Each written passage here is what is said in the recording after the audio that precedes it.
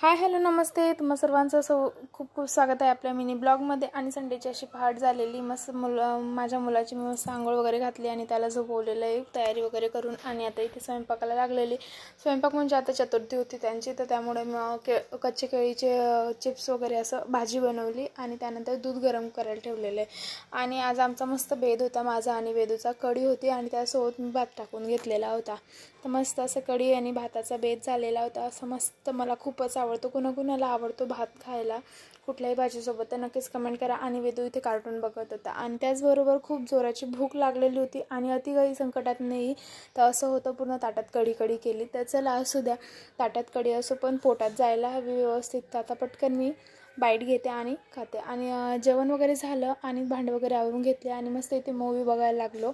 Movie बघता बघता इथे पायदान गुफायला घेतलं। आणि नक्कीच कमेंट करा कुठला मूवी आहे। आणि आजचा ब्लॉग इथे सेंड करते। Bye bye.